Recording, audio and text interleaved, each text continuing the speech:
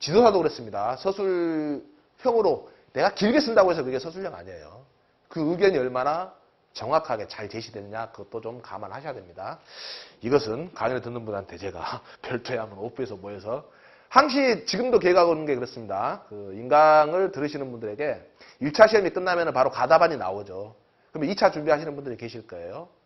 안전이든 보건이든 간에 답안의 구성, 내용은 틀리지만 방법은 같거든요. 왜? 논술의 어떤 개념이라든지 그 부분은 오프에서 만나서 차 한잔 마시면서 그렇게 하겠습니다. 각자 커피값 들고 우리나라 가까운 어떤 교통이 좋은 곳에서 물론 사람들이 서울에 다 몰렸으면 제가 서울 오겠습니다. 그러나 서울, 부산, 뭐 경남, 저기 목포 섞여 있다라면은 중간인 대전 정도에서 커피값보다 차비가 더 들겠네요. 오신 만큼 몇십 배 더 이익의 어떤 지식은 방법은 스킬은 가져가실 수 있을 겁니다. 지금 이야기했던 내용이 그겁니다. 방금까지. 논술형에 대해서 답안 작성 요령이 자 서론, 본론, 결론으로 쓰셔도 되는데 서론을 카메라 들어보면 어떤 문제 특성상 정의라는 이름으로, 개요라는 이름으로, 취지나 기원이라는 내용의 이름으로 그렇게 변형을 해서 쓸 수가 있는 거죠. 본론은 문제에서 제시하는 직접적인 요구 답안과 어떤 구분적인 내용, 개념에 대한 정리 내용을 쓰는 것이고 결론이라는 것은 어떤 문제점, 개선 방향, 그리고 공부할 사항, 고찰할 할 방향, 그리고 그 문제점을 재해결할 수 있는 것, 그리고 그다음 향후 과제에 대해서 내가 기술사 또는 지도사 입장에서 어떤 식으로 제시를 할 것인가 그 관점을 보여주는 겁니다. 우리가 논술형을 다만 주관식으로 길게 쓰는 게 논술이다. 절대 그 착각 버리셔야 됩니다. 그것은 공부로 되는 게 아니라 암기로 되는 게 아니라 대화로서 토의하면서 풀어지는 겁니다. 그러다 보니까 제가 남들이 하는 이야기가 그래요. 기술사 강의는 왜 안 하세요? 지도사 2차는 왜 안 하세요? 하면 뭐합니까? 주입식 강의인데. 이것은 본인이 공부한 것을 바탕으로 토의를 하면서 그게 생각을 넓혀야 되는데 어떻게 인강이 생각을 넓혀야 될지는 모르겠습니다. 지식에 대한 강의는 해드릴 수가 있는데 그게 2차까지 연결하려면 어차피 트레이닝이 포함이 돼야 된다는 게 제 생각입니다. 오히려 지식의 강의는 기술사를 준비하거나 지도사를 준비하신 분들이라면 혼자 독학하셔도 되겠다라는 게 저의 생각입니다. 모르는 것은 배워서 책 보고 다른 걸로 암기를 하거나 이해를 하면 되는데 지식의 확장은 인강으로는 어렵다는 게 저의 결론이고 그게 너무 분량이 많다 보니까 그것들 하나하나 다 설명한다면 강의를 듣기 시작해서 다 완강을 못했음에도 불구하고 시험을 보는 사태가 발생할 수가 있습니다. 그래서 제 생각은 기술사라든지 지도사 2차 강의는 원래 공부의 취지에 맞지 않는 그거 같다라고 항상 생각을 하는 게 그 이유입니다. 그래서 2차 강의 해주세요라는 분들한테 죄송합니다라고 말할 수밖에 없는 게 그 내용이니까요. 그래서 이 본론에 대해 해당되는 것도 어찌 보면 핵심이고 임팩이 좀 있어야 되겠죠. 이 본론만 적어놓은 게 현재 시중 교재 그리고 서브노트라고 착각을 하고 있습니다. 가만히 교재를 보게 되면은 서론과 결론이 안 나오는 교재들이에요, 다. 왜? 사람마다 입장 차이가 틀릴 수가 있거든요.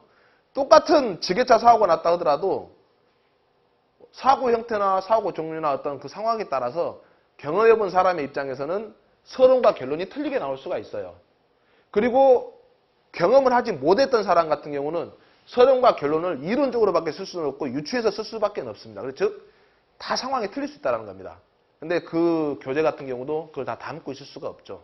그래서 왜 위험하고 그 위험을 어떻게 해서 저감해야 되고 그 사업장이라든지 상황에 맞춰서 기술자적인 입장에서 어떻게 접근할 것인가가 이 결론과 서론의 어떤 밑밥 가는 건데 그게 우리는 무시되고 이것만 법에 나와 있는 내용만 정리되어 있고 이게 시험에 잘 출제된다더라 라고 해서 그 요약된 걸 완벽한 서브노트라고 생각하고 나만의 서브노트는 그것을 내가 보기 편하게 글로 적는 거 따로 옮겨 적는 거라고 생각하는데 그건 서브노트가 아닙니다.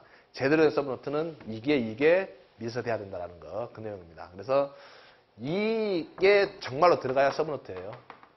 그리고 이게 들어가기 위해서는 서론이 있어야 이게 들어갈 수가 있죠. 이걸 통해서 충분한 설명이 되어 있으라고 생각합니다. 우리가 1차를 공부할 때 이것은 1과목 공부하는데 법의 내용이죠.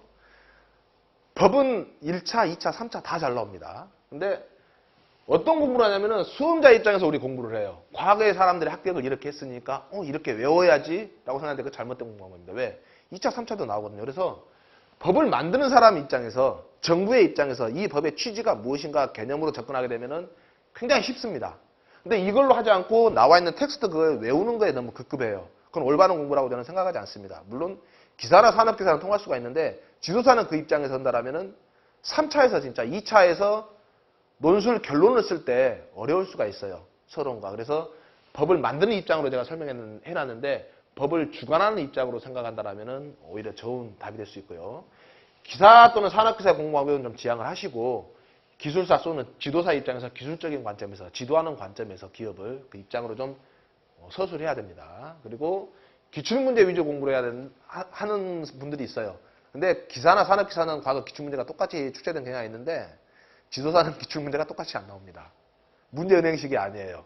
다만 유형은 같아요. 그래서 이해하고 또 그것을 받아들이는 데 있어가지고 정확히 숙지를 하고 포괄적으로 개념을 잡고 있어야 쉽게 풀 수 있는 문제가 많습니다. 그래서 어떤 법규에서 의미하는 전체적인 시야를 좀 확보하고 우리가 법규 용어를 그냥 무조건 외우지 말고 예를 들어서 유해이혼 방지 계획서가 무엇이냐 그냥 외우기만 하죠. 유해이혼 방지 계획서에서 들어가야 될 서류들 언제까지 제출해야 된다는 거 어디에다가 몇 부를 그 정도만 알고 있습니다. 그런데 논술 시험 같은 경우는 유해이혼 방지 계획서가 정확히 무엇인지 알아야 서론, 본론, 결론이 들어가요. 면접에서도 유해이혼 방지 계획서 설명할 때 그게 무엇인지 알아야 서론, 본론, 결론으로 설명을 할 수가 있는 겁니다.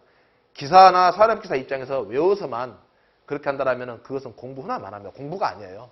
우리는 기사, 산업기사의 위주의 공부가 아니라 지도사 입장으로 공부를 하는 방향이니까 그 내용에 맞춰서 좀 공부할 수 있는 어떤 고차원적이라면 그렇지만은 약간 고급 전략이 필요한 거죠. 법을 보게 되면 그렇습니다. 간단한 예로 법도 제정하고 개정한 이유가 있는데 왜 안전보건 조정자가 생겼고 안전보건 관리 담당자가 생겼고 안전설계는 디자인 포 세이프티가 생겼고 산업재해조사 표구를 왜 제출을 하는 거고 한 달 내로 30일 내로 그렇게 설명이 나오는데 한 달 내로인가요? 네. 갑자기 저도 한 달 30일 헷갈리기 시작합니다. 한 달 내로 기억을 하고 있습니다. 근데 왜 이게 생겼는가 그 이유를 알아야 다른 내용도 같이 부연해서 소위 말하는 양념치기 설명이 가능합니다. 이것 같은 경우는 산업재해에 대해서 은폐라든지 무죄의 운동까지도 같이 확산해서 설명을 할 수가 있어요. 그 취지를 안다라면은. 근데 이 개념은 모르고 이것은 어떤 사람이 해야 된다? 언제까지? 30명, 이것은 뭐 어떤 사업에서 해야 된다? 왜 그 사람이 안전보건 조정하는 역할이 무엇이다? 그 정도만 외운다라면은 폭넓은 공부가 아니죠. 나머지도 마찬가지고 이런 것도 법의 강의를 할 때 왜 그런지 하나씩 용어가 담고 있는 내용, 왜 생겼는가, 그리고 이것을 생각한다면 답이 쉽게 보일 수 있도록 그렇게 설명을 겸하고 있습니다. 안전 쪽이나 보건 쪽에 법의 법규 용어가 미화된 사태가 많은데 법 설명할 때도 이게 많이 나와요. 안전 인증이 뭐냐. 그럴 때 우리가 공부할 때 그러죠. 안전 인증 대상 기계기구 그리고 안전 인증 대상 방호장치, 안전 인증 대상 보호구만 외워서 그 종류만 구분하는 것을 하고 있습니다. 근데 그래야 되면 암기는 할 수 있죠. 외울 수 있는데 그게 오래 갈 수도 있어요. 근데 안전 인증이 뭐냐라고 물어봤을 때 논술로 나온다라면은 쓸 수가 없어요. 예를 들어서 안전 인증 대상 기계기구에 대한 것들 뭐 총 여러 가지가 있는데 거기서 10개만 써라. 그래 9개만 써라라고 했다라면은 서론에서 안전 인증이 무엇인가를 써줘야 되잖아요.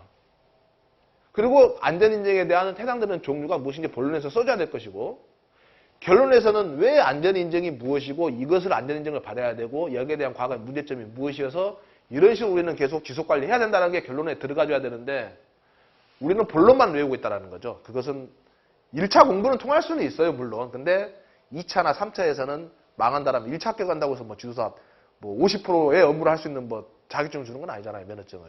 그래서 정확한 공부가 필요한다는 겁니다. 그래서 이러한 개념들을 통해서 이것들이 어떤 용어고 어떤 의미를 담고 있고 법에서 나와 있는 내용의 세부적인 것은 어떤 것은 기본으로 알아야 되지만은 어떻게 좀 포괄적으로 좀 우리가 알아야 되는가를 좀 같이 강의를 하면서 설명을 하고 있습니다. 그래서 그냥 지도사 강의가 단순하게 외우고 암기만 해서 끝난다라고 좀 착각을 하신다라면은 그게 아니다라는 걸 지금 여기 오리엔테이션에서 설명을 드리고 있는 거예요. 자율안전관리 같은 경우도 이제 법에는 안 나와 있지만은 그래도 같이 설명을 드리는 거죠. 예를 들어서 또 이러한 개념과 구분 정리하는 부분들이 있습니다. 어떤 내용이냐면은 우리 같은 경우는 노사 이 협의회라는 용어도 쓸 수가 있는데 노사 협의체가 맞습니다. 정확히 알고 있어야 돼요. 안전보건 협의체 또는 안전보건 협의회 회의라고도 합니다. 산업안전은 다 회의 쪽이죠. 점검도 합동점검이 있고 순회점검이 있어요. 그것도 달라요. 근데 공부가 제대로 안 되면 헷갈린다고 하는데 암기가 제대로 돼서 안 돼서 그런 게 아니라 그 의미를 몰라서 그렇습니다. 합동순회점검, 합동점검 같은 경우는 도급사업자하고 수급인 사업자하고 근로자 대표하고 같이 정기적으로 하죠. 2달에 한 번이냐 또는 분기별로 하느냐 그 차이인 건데 그것은 업종에 따라서 틀린 겁니다. 그리고 합동 순회 점검이 아니라 그냥 순회 점검 같은 경우는 사업주가 업종에 따라서 2일에 한 번 이상 하느냐 또는 일주일에 이상 한 번씩 하느냐라는 그렇게 구분이 되는 겁니다. 그것을 좀 구분을 하셔야 돼요. 근데 그 의미를 모른다라면은 외우다가 혼동될 수가 있죠. 그런 차이점들도 좀 같이 담고 있고요. 기업 진단 지도를 좀 설명을 하자면은 이게 참 재밌습니다. 기업 진단 같은 경우는 조직 관리 경영에서 나와요. 자, 인적 자원 관리 경영에서 나오죠. 효용 관리 당연히 나오죠. 생산 재고 품질 관리 다 경영에서 나옵니다. 근데 이게 경영학이다라면 왜 재무제표에 대해서는 시험이 안 나올까요? 그러잖아요. 그러니까 경영학이 아니다라는 겁니다. 약간 차원을 달려야 되겠죠. 그래서 이것들을 세부적으로 보게 되면 경영이론이라든지 개인가치 집단, 동기부여 집단역할, 리더십, 조직구조 쭉 나오는데 임금이라든지 인사평가라든지 노사관리까지도 다 나옵니다. 이 내용들이 결국은 가만히 보게 되면은 인적자원관리에 해당되는 것들이에요. 사람에 대한 관리를 하기 위해서는 그 사람들이 모여서 조직이 되니까 그 조직에 모여서 집단과 팀을 이루고 그 조직이 결국은 큰 조직은 기업이 되는 거고 기업이 어떻게 지속가능 경영을 할 것인가? 돈을 버는 거잖아요. 이익을 창출하는 거. 그러기 위해서는 어떤 성향으로 어떤 방법으로 가는 것이냐. 그 기업이 또 생산을 어떻게 하고 고객의 만족을 주기 위해서는 품질과 또는 손실이 안 나게 하기 위해서는 재고라든지 여러 가지 어떤 시스템들을 어떻게 관리할 것이냐가 다 담고 있습니다. 그래서 이 내용 같은 경우는 주로 이쪽 조직관리나 인적자원의 경영관리 쪽에 거의 포함되어 있는 내용이고요. 강의에 앞서서 저 같은 경우는 가르치는 입장이 아니라 수험자 입장에서 같이 좀 생각을 공유하려고 합니다. 제가 교수자의 입장으로 강의를 한다면은 법 같은 경우는 그냥 제가 알고 있는 범위를 설명해버리면 편해요. 나는 이해가 되죠. 그래서 스스로 내가 알고 있는 걸 이야기를 했구나라고 끝나버릴 겁니다. 근데 듣는 분의 입장에서는 저 새끼가 무슨 이야기를 하는 거지? 지만 알고 나는 아무것도 모르는데 결국은 그것을 설명할 수 있는 것은 우리가 아무것도 모르는 그냥 깜깜이에요. 아무것도 모르는 상태에서 실생활에서 알고 있는 내용을 접목해서 설명해 주는 수밖에 없습니다. 법하고 매칭을 해서. 그 소재를 만들기가 어려운 건데 그걸 많이 고민해서 설명을 하려고 하는 거고요. 그냥 지식을 전달하는 차원은 이거 이렇게 읽어보세요. 몇 페이지 몇째 줄에 있고 법이 이러니까 이거 알면 되지 않습니까? 라고 설명을 합니다. 그것은 올바른 입장의 강의는 아니라고 생각을 해요. 여러분들이 책만 보다 하더라도 이게 이래서 이 내용이구나. 이래서 이 내용을 그때 강의할 때 인강에서 설명했던 거구나. 그러니까 제 강의를 들어서 이 내용 시험에 잘 나옵니다. 이거 알고 계세요. 이거 읽어보세요. 제가 읽어보겠습니다 해서 읽어주는 게 아니라 제가 했던 강의를 토대로 여러분들이 교재를 봤을 때 그게 이해가 더 빠르고 쉽게 될 수 있도록 설명을 한다는 거죠. 그렇게 가고 싶다라는 겁니다. 제가 말 그대로 교재만 이리 보고 자 이것은 이거 이렇게 한다라고 했으니까 이건 이겁니다 라고 하는 것보다 이래서 이렇게 하는데 이 상황이 현재 이런 상황입니다. 이 사람이 이렇게 하고 있고 저 사람이 이렇게 하고 있는데 이렇게 하려면은 이것은 안 되는 이유가 있는데 그 근거는 이렇게 됩니다. 이런 상황을 여러분들이 생각을 해보셔서 자 이렇게 본문을 한번 보시면은 이게 본문 이해가 될 겁니다. 이 본문은 여러분들 한번 읽어보세요 라는 식으로 그렇게 좀 그것을 이해하기 쉽게 방향하고 어떤 개념을 정립하기 위한 그렇게 설명을 많이 이어질 겁니다. 그리고 강의를 듣는 목적은 그거일 거예요. 합격하기 위해서죠.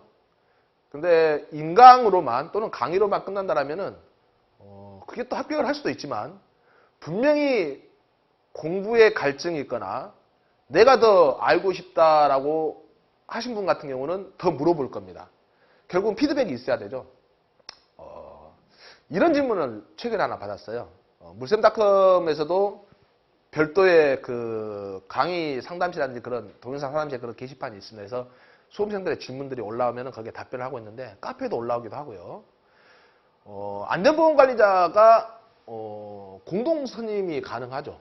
즉 같은 좀 비슷한 구역이라든지 15km 이내 같은 시군구 아니더라도 15km 이내 또는 300명 미만의 근로자가 됐을 때 근데 안전관리자의 어떤 증언이라든지 교체라든지 또는 공동선임에서도 많이 하는데 그런 공동선임이 안전관리자가 된다고 되는데 이런 질문을 났어요. 이게 안전관리자는 공동선임이 되고 보건관리자는 되지 않는 거죠? 라는 수험생의 어떤 한 분의 그 질문이 올라왔는데 그러한 질문들이 나와줘야 정확히 알고 갑니다. 그러니까 결론은 보건관리자도 공동선임이 됩니다. 똑같이. 왜냐하면 그 밑에 조항에 보게 되면은 16조가 산업안전보건법 시행령 16조가 보건관리에 대한 내용이 나와 있는데 거기 조항을 보게 되면 이런 내용이 나와요. 12조는 안전관리자에 대한 내용이 나와요. 그 공동선임에 대해서. 그래서 그 보건관리자 같은 경우는 그러한 안전관리자에 해당되는 그 조항 3항에서 6항까지의 내용을 준용한다. 똑같이 적용하고 거기서 안전관리자라는 말은 보건관리자로 또는 그 안전관리 전문기관은 보건관리 전문기관으로 안전관리는 보건관리 용어로 그대로 바꿔서 그대로 써도 된다는 거예요. 그 내용이 포함되는 게 공동선임도 포함이 되어 있거든요. 그래서 안전관리자가 공동선임이 된다라는 것은 보건관리자, 안전관리자 또는 안전관리를 그대로 보건관리로 바꿔서 그대로 적용을 해라는 말이기 때문에 보건관리자도 공동선임이 되는 겁니다. 그래서 우리가 문제에서 보게 되면은 단지 조항만 안 보고 내용만 봐서 안전관리는 공동선임이 되는구나. 근데 보건관리자는 그 내용이 없어요. 근데 가만히 듣다 보면은 안전관리에 해당되는 내용을 그대로 보건관리자도 적용을 해서 준용한다는 내용이 있기 때문에 그것까지도 같이 보셔야 되는 내용들이죠. 근데 이게 설명이 다 안 되다 보면은 헷갈릴 수가 있습니다. 그런 것들은 조금만 의심되더라도 질문을 해 주셔야 돼요. 그래야 여러분의 지식으로 하는 거고 또 질문이 나온다는 것은 굉장히 긍정적입니다. 무슨 말이냐? 법을 이해하기 시작했다는 거예요. 법을 이해하고 알아가기 시작했다는 겁니다. 저도 매년 산업안전보건법이라든지 시행령, 시행규칙, 고시지침을 항상 보는데 볼 때마다 새로운 게 뭐냐면은 내가 알고 있는 내용하고 잘못 알고 있는 내용들이 툭툭 튀어나와요. 내가 이렇게 알고 있었는데 이게 아니었나? 착각을 했던 것들도 나옵니다. 물론 이제 사소한 것들이긴 한데 그래서 그러한 내용들도 좀 필요합니다. 가장 좋은 방법은 질문이 나온다는 것은 여러분들이 법에 이제 관심이 되어 있고 시야가 트여진다는 거고 또 그러한 질문을 통해서 제가 피드백을 함으로 인해서 수험자 입장에서 피드백이 되고 또 수험자 입장에서 그 피드백이 된 것들이 좀 더 지식의 확장으로 넘어가게 되는 거고 그래서 그런 내용을 꾸준히 그렇게 연결해서 그렇게 할 수 있도록 그렇게 지금 계획을 하고 있습니다.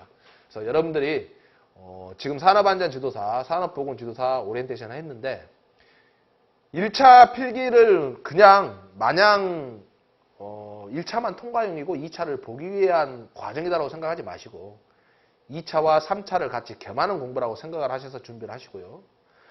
1차 3과목의 기업진단지도 같은 경우는 당연히 통과용에는 가깝습니다. 맞습니다. 그렇지만 그 통과용이라 하더라도 과거에 우리가 공부해야 될 자료가 부재했고 없었던 방향을 못 잡았던 그런 것들을 좀 종식시키고자 교재를 준비했고요. 그렇게 준비한 교재가 막상 기출문제 풀이를 했을 때는 70, 80% 이상 그 내용이 들어있어서 풀이가 가능했다는 점. 다른 교재 경영학 서적으로만 풀이를 한다면은 20, 30%밖에 풀이가 안 됩니다. 그래서 지도사에 맞는 교재로 기업진단 지도를 좀 했다라는 것, 또 그 내용에 대해서 충실하게 강의로 이어질 수 있다는 것. 2차 시험 같은 경우는 어떻게 준비하고 어떤 식으로 해야 될 것인가 또 같이 좀 설명을 드렸고요.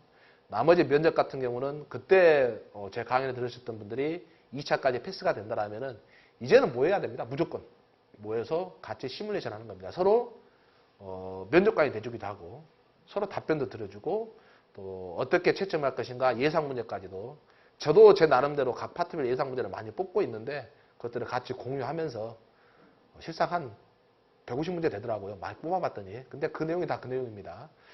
그렇게 해서 좀 서로 같이 공유를 하면서 지식을 넓히고 또 알고는 있는데 우리가 머릿속은 알고는 있는데 문제는 이게 말로 안 튄다는 거죠. 이게. 서로 자기가 면접 보다가 자기 입을 펴고 싶을 때가 있을 수도 있어요. 머리에는 있는데 이게 말이 안 나와. 이게 스피킹이 안 되는 거죠. 저장은 되어 있는데 저장 공간에. 그런 것들도 푸는 방법들도 좀 같이 공유를 하면서 고민도 듣고 나는 이게 문제입니다. 나는 이런 것을 해결하고 싶다는 것을 오프에서 만나서 밥도 먹고 차도 한 잔 마시면서 그렇게 준비를 할 수 있는 그런 장을 꾸준히 이어갈 수 있도록 하겠습니다. 예.